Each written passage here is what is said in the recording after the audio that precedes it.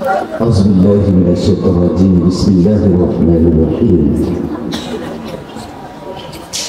ألف لام ميم ذلك الكتاب لا ريب فيه هدى للمتقين صدق الله العظيم وصدق رسول الله الأمين উপস্থিত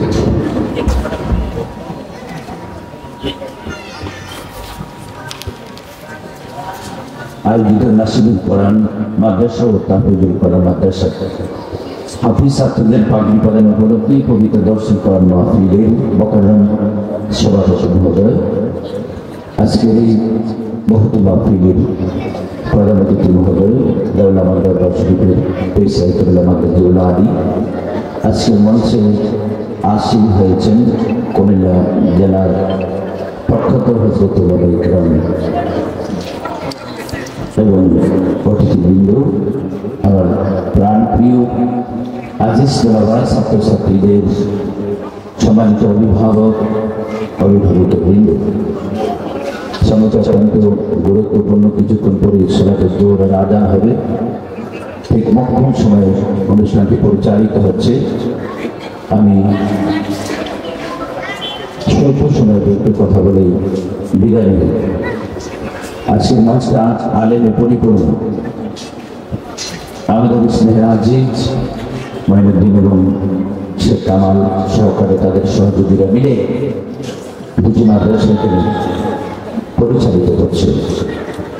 আপনাদের সনাতন সন্তানগুলোকে এখানে আপনারা পড়াচ্ছেন, কোরআনের শিক্ষা দিচ্ছেন, তালিম দিচ্ছেন।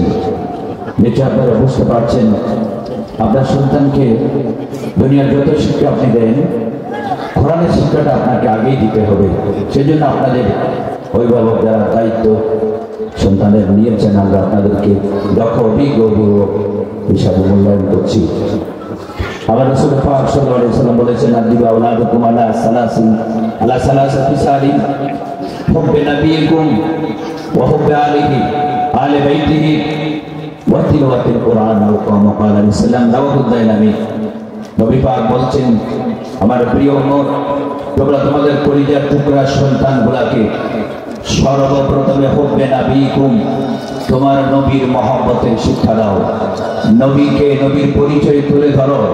তোমার সন্তানেরা নবীকে যেন চিনে, তারা কোন নবীর উম্মত, এই নবীর আদর্শ কি, এই নবীর শিক্ষা কি, এই নবীর গুণ কি, এই নবীর মুজিজা কি, এই নবী কোথায় এসেছেন, এই নবী কোন নবী, এই নবীর পরিচয় আগে তোমরা তোমাদের সন্তানকে জানিয়ে দাও।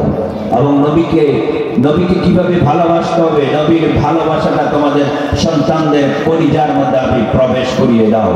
আর এই নাসিরুল কোরআন মাদ্রাসা এবং তাহফিজুল কোরআন মাদ্রাসা দুটি নবীকে চেনার জন্য, নবীর পরিচয়ের জন্য এই দুটি মাদ্রাসার বিকল্প অন্য কোনো মাদ্রাসা খুঁজে পাওয়া কঠিন হবে। প্রিয় উপস্থিত অডিয়েন্স, আমার নবী দ্বিতীয় নম্বর বলেছে, তোমাদের সন্তানদেরকে হুব্বে আহলে বাইতিহি, আমার নবীর আহলে বাইত যারা, হযরত শাইখ আলী রাদিয়াল্লাহু তাআলা, মা খাতুন জান্নাত রাদিয়াল্লাহু তাআলা আনহা, হযরত ইমাম হাসান রাদিয়াল্লাহু তাআলা আনহু, হযরত ইমাম হুসাইন রাদিয়াল্লাহু তাআলা আনহু, এই সাতজন হলো আমার নবীর আহলে বাইত। এই সাতজনের ভালোবাসা, এই সাতজনের প্রতি শ্রদ্ধা, এই সাতজনের প্রতি সম্মান কতটুকু হবে, কিভাবে রাখতে হবে, তাদেরকে কিভাবে মূল্যায়ন করতে হবে, নবীর আহলে বাইতের প্রতি শ্রদ্ধা সম্মান তোমাদের সন্তানদেরকে ছোটবেলায় তোমরা শিখিয়ে দাও। তৃতীয় নম্বরে আল্লাহ রাসূল বলেছেন, ওয়া তিলাওয়াতিল কুরআন, তোমাদের এই কলিজার টুকরা সন্তানটিকে কোরআনের তালিম দাও, কোরআনের শিক্ষা দাও, তাকে কোরআনের জ্ঞান দিয়ে দাও। পৃথিবীর সর্বজ্ঞানের আগে, পৃথিবীর সব জ্ঞানের পূর্বে কোরআনের জ্ঞানটা তোমার সন্তানের কলিজায় দিয়ে দাও, বিবেকের ভিতরে ঢুকিয়ে দাও। আর এই দুনিয়াতে যত জাগতিক জ্ঞান আছে, এলেম আছে, বিদ্যা আছে, সকল বিদ্যার সর্বশ্রেষ্ঠতম বিদ্যা হলো কোরআনের বিদ্যা। জোরে বলেন সুবহানাল্লাহ। কোরআনের অলৌকিক মহাগ্রন্থ, যেটার মালিক আমাদের নবী, আর আমাদের নবীর মাধ্যমে আল্লাহ পাক আমাদেরকে এই কোরআনের মালিক বানিয়ে দিয়েছেন। আজকে আমরা খেয়াল করছি, লক্ষ্য করছি, আজ থেকে 15 থেকে 20 বছর পূর্বে কোরআন চর্চা, কোরআন তেলাওয়াত, দর্সুল কোরআন যেভাবে মুসলমানের প্রতিটি ঘরে ঘরে ফজরের নামাজের পরে রাত্রে এবং দুপুরে চলতো, আজকে বলতে গেলে প্রত্যেকটা কোরআন প্রত্যেকটা মুসলমানের ঘরে আজকে কোরআন তেলাওয়াত শূন্য হয়ে আছে। কোরআন ঘরে আছে, তাকের উপরে আছে, আলমিরাতে আছে, সুইকেটের উপরে আছে, কিন্তু কোরআনকে ধরেও দেখে না। কোরআনের উপরে বালি পড়ে আছে, টিকটিকি সেখানে ময়লা ফেলছে। কিন্তু আমি যে পোশাকগুলো পরিধান করি, আপনি যে পোশাকগুলো পরিধান করেন, এইগুলাকে সুইকিচে রাখার জন্য আলমিরার প্রয়োজন হয়, ওয়াল টেবিলের প্রয়োজন হয়, তারপরে অনেক কিছু আমরা সাজগোজ আমাদের এগুলাকে সেট করার জন্য আমরা অনেক সরঞ্জাম ব্যবহার করি। কিন্তু মহাগ্রন্থ আল কোরআন, যেই কোরআন আমাকে আপনাকে পথের দিশা দিচ্ছে, আমাকে আপনাকে আল্লাহ চিনার পরিচয় দিচ্ছে, যেই কোরআন আমাদেরকে নবী চিনার পরিচয় দিচ্ছে, যেই কোরআন ইহলৌকিক পরলৌকিক জীবনের এক চ্যালেঞ্জিং মহাগ্রন্থ আল কোরআন, যেই কোরআনকে অনুসরণ করলে আমি এবং আপনি আমরা গোটা মুসলিম জাতি সিরাতে মুস্তাকিমে চলে আসবো, হেদায়েতের রাস্তায় চলে আসবো। আমার জীবন আপনার জীবন পথহারা থেকে আমরা পথের দিশা পেয়ে যাব। সেই কোরআন আজকে ঘরের ভিতরে ময়লা আবর্জনা পড়ে আছে। দুঃখের বিষয় হলে মাঝে মধ্যে আমরা অনেকের ঘরে দাওয়াতে যাই, আমরা খেয়াল করে দেখি কোরআনটা খালি পড়ে আছে। এই কোরআন উপরে গিলা পড়ায়, কথা বলেন সত্য না মিথ্যা? দুঃখের বিষয়, এই কোরআনের সৌলিত তেলাওয়াত গোটা বিশ্ববাসীকে মুখরিত করে দিয়েছে। এই কোরআন এমন এক চ্যালেঞ্জিং কোরআন, পৃথিবীর সকল মানুষের তৈরি যতগুলো মতবাদ তৈরি হয়েছে, সমস্ত মতবাদগুলো মানুষ সৃষ্টি করেছে। আর এই কোরআনের মালিক হলেন স্বয়ং আল্লাহ রাব্বুল আলামিন আমার নবীকে দিয়েছে। এই কোরআন লৌহে মাহফুজে ছিল, সেখান থেকে দীর্ঘ 23 বছরে আমার নবীর নাজিল হয়েছে। কোরআনের 6666 খানা আয়াতে কারিমা আল্লাহ পাক দিয়েছে এই কোরআনের ভিতরে। আজকে সেটার তেলাওয়াত বন্ধ, আজকে সেটার গবেষণা বন্ধ, আজকে সেটার চর্চা বন্ধ। কোরআন আমার ঘরে আছে, কোরআন আমার হৃদয়ে আছে, কিন্তু কোরআনই শিক্ষা আমাদের মাঝে নাই। কোরআন আজকে শুধু আমরা তেলাওয়াত করে, যদিও আমরা তেলাওয়াত করি, কিন্তু কোরআনের যে শিক্ষাটা আমার মধ্যে থাকার প্রয়োজন, সেই শিক্ষাটা আমাদের মধ্যে নেই। আমি একটা ঘটনা বলেই আমার আলোচনা শেষ করছি। মিশরের প্রেসিডেন্ট আব্দুল নাসের তিনি যখন প্রেসিডেন্ট ছিলেন, বিশ্ববিখ্যাত একজন কারিগর কোরআন, যার নাম আপনারা সবাই জানেন, যিনি কোরআন তেলাওয়াতের মজলিসের মধ্যে যখন কোরআন তেলাওয়াত শুরু করতেন, এরকম হাজারো প্রমাণ আছে। তিনি তেলাওয়াত শুরু করলেন, কোরআনের এই সুরব্যঞ্জন তখন ওনার জবান থেকে বের হতো, সেখানে হাজার হাজার মানুষ স্ট্রোক করে সেখানে মরে যেত, লাফিয়ে উঠত, পাগল হয়ে যেত। কারি বাসের মিশরের যার কোরআন তেলাওয়াত শুনলে, এখন উনি নেই, কিন্তু ওনার কণ্ঠ আছে, ওনার তেলাওয়াত আছে, কলিজাটা ঠান্ডা হয়ে যায়, শীতল হয়ে যায়। আমি সংক্ষেপে ঘটনাটা বলছি। কোরআন কেমন এক মহা চ্যালেঞ্জ গ্রন্থ, কি কিতাব আল্লাহ আমাদেরকে দিয়েছেন, পৃথিবীর অদ্বিতীয় কিতাব। এই আব্দুল নাসের রাশিয়া গিয়েছেন একটি সম্মেলনে কমিউনিস্টদের, ওই সম্মেলনে যাওয়ার পরে কমিউনিস্টরা এই আব্দুল নাসেরকে অপমানিত করেছেন, কোরআনকে অপমানিত করেছেন, মুসলমানদেরকে অপমানিত করেছেন, এবং কোরআনকে তারা বলেছে এটা খেলনার একটা বস্তু। জোরে বলে নাউজুবিল্লাহ।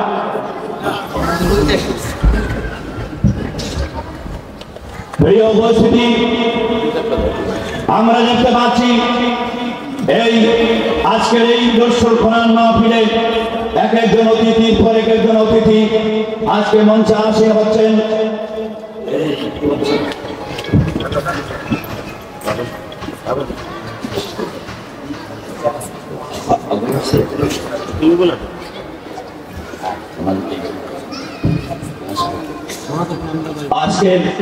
আজকের অনুষ্ঠানে যিনি প্রধান অতিথি, যিনি যুব সমাজের আইডেল আর কুমিল্লার কৃতি সন্তান, উদ্বোধন বাড়ি আবু ভাই আহ্বাব, কুমিল্লা মহানগর বিএনপি, আমরা সবাই বলি মারহাবা। আর যারা বলেন মারহাবা, ওনার সাথে ওনার সফর সঙ্গীরা আসছে। প্রিয় উপস্থিতি, আমি এই 1-2 মিনিটে আমার প্রোগ্রামটা আমি শেষ করে যাচ্ছি।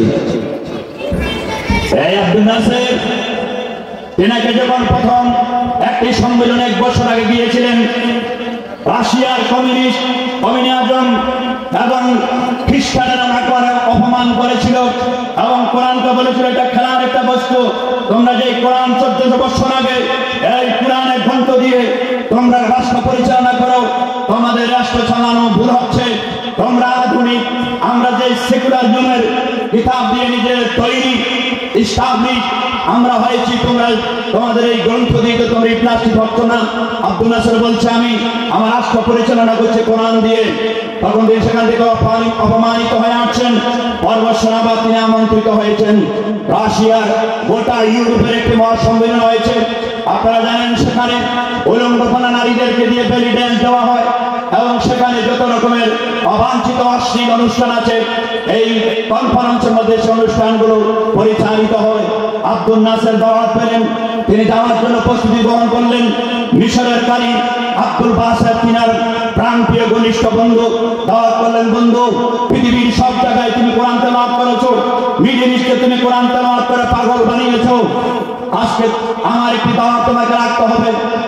আমরা কিছুদিন পরে রাশিয়ার একটি প্রোগ্রামে যাব, সেখানে যেই কোনো ভাবে হোক তোমাকে 1-2 মিনিট আমি কোরআন তেলাওয়াতের সুযোগ করে দিব। তুমি সেখানে কোরআন তেলাওয়াত করে এই খ্রিস্টানদেরকে, এই কমিউনিস্টদেরকে এবং যারা আমাদের কোরআনকে একটা অবমূল্যায়ন করেছে সেটা তুমি তার বাংলা জবাব দিবে, এটা আমি তোমার কাছে আশাবাদী। দাওয়াত গ্রহণ করলেন। আব্দুল নাসের সেখানে গেলেন। কনফারেন্স হচ্ছে, আমার কথাটা মনোযোগ দিয়ে শুনেন আমার মায়েরা। কোরআন কেমন এক মনোমুগ্ধকর মন্ত্র, যেটা তেলাওয়াত শুরু করলে খ্রিস্টান বুঝে না, কমিউনিস্ট বুঝে না, কমিউনিজম বুঝে না, ইহুদি বুঝে না, মুসলিম বুঝে না। কোরআন তেলাওয়াতের সুরধ্বনি যখন শুরু হয় তখন কলিজার মধ্যে আঘাত লাগা শুরু হয়। অজর চোখ দিয়ে পানি গড় গড় করে মাটির মধ্যে পড়তে শুরু করে। আব্দুল নাসের অনুষ্ঠানে গেলেন, তারা সুযোগ দিচ্ছে না। অনেক অনুরোধ করে বললেন, আপনারা বাইবেল শুনলেন, আপনারা টিভিটাও শুনলেন, আপনারা বিভিন্ন গ্রন্থের তেলাওয়াত শুনলেন, আমাকে যেহেতু মেহমান করে দাওয়াত দিয়েছেন, আমি আজকে এখানে গ্যাস হিসাবে আসছি, সুতরাং আমার অনুরোধটুকু জানেন, আমাদের মুসলিম একজন কারি 2 মিনিট একটু সুযোগ দেন, কোরআন তেলাওয়াত করবে। অনেক বরাবরের পরে 5 মিনিট সময় দেওয়া হয়েছে। ভাই আব্দুল বাসের 2 রাকাত নামাজ পড়লেন, ওযু করে 1 মিনিটে মুনাজাত করলেন, খোদাবন্দে কারীম আজকের এই মজলিস আমার চ্যালেঞ্জের মজলিস, তোমার কোরআন সত্য, আমরা সত্য, কোরআনের মুজিজা তুমি আজকে দেখিয়ে দিবে। এই বলে তিনি কোরআন তেলাওয়াত শুরু করবেন। কয়েক সেকেন্ডে চিন্তা করলেন কোন সূরাটা দিয়ে কোরআন তেলাওয়াত শুরু করবেন। হযরত ওমর ফারুকের কথা ওনার মনে পড়ে গেল, যেই হযরত ওমর ফারুক নাঙ্গা তরবারি নিয়ে আমার নবীকে জবাই করার জন্য গিয়েছিল, আর সেই কোরআন তেলাওয়াত যখন শুনলেন বোনের মুখে এবং ভগ্নিপতির মুখে সূরা তোহা, মুহূর্তের ভিতরে হযরত ওমর ফারুকের সিদ্ধান্ত পরিবর্তন হয়ে গেল। কোরআন তেলাওয়াতের মর্ম তার কলিজায় এমনভাবে আঘাত করলো, আমার নবীর কাছে তরবারি ফেলে দিয়ে মুকাল্লাফ করে মুসলমান হয়ে গেল। তিনি সূরা তোহা তেলাওয়াত শুরু করলেন। যখন কারিমাসে কোরআন তেলাওয়াত শুরু করলেন, 1 মিনিট গেল, 2 মিনিট গেল, 5 মিনিট গেল, 10 মিনিট গেল, 1 ঘন্টা চলে গেল, যেতে যেতে 1.5 ঘন্টা চলে গেছে। যেখানে 2 মিনিট সুযোগ পায় না, সেখানে কারিমাসে 1.5 ঘন্টা কোরআন তেলাওয়াতের পরে ওই অডিয়েন্সটা সেদিন হাসরের ময়দান মতো হয়ে গিয়েছিল, বেলি ড্যান্স বন্ধ হয়ে গিয়েছিল, সমস্ত মানুষরা পাগল হয়ে গিয়েছিল, মদের বোতল কাপড়েরা ফেলে দিয়েছিল, অস্ত্র বিসর্জন তারা করছিল। আব্দুল নাসের জিজ্ঞাসা করছিল, বন্ধুরা তোমরা চোখের পানি ফেলালে কেন, কি হয়েছে তোমাদের? তোমরা তো আরবি বুঝো না, ইংলিশ বুঝো, হয় আমরা আরবি বুঝি না, কথা সঠিক, কিন্তু কারি বাচ্চা যখন কোরআন তেলাওয়াত শুরু করেছে, তোমাদের রবের কসম করে বলি আমাদের কলিজার মধ্যে আঘাত শুরু হয়েছে। সে কি তেলাওয়াত করেছে এটা আমরা বুঝতে পারি না, কিন্তু কোরআন যে সত্য এতে কোনো সন্দেহ নাই। বলেন সুবহানাল্লাহ। সুতরাং আপনাদের সন্তানদেরকে এই 2টি মাদ্রাসায় দিয়েছেন, আপনারা ভালো করেছেন। আল্লাহ যেন আপনাদের সন্তানগুলোকে হাফেজে কোরআন বানায়, সবাই বলেন আমিন। আজকের এই অনুষ্ঠান সার্থক সুন্দর ক্রিয়া আশা প্রত্যাশা রেখে আমি আমার আলোচনা শেষ করছি। আসসালামু আলাইকুম ওয়া রাহমাতুল্লাহি ওয়া বারাকাতুহু।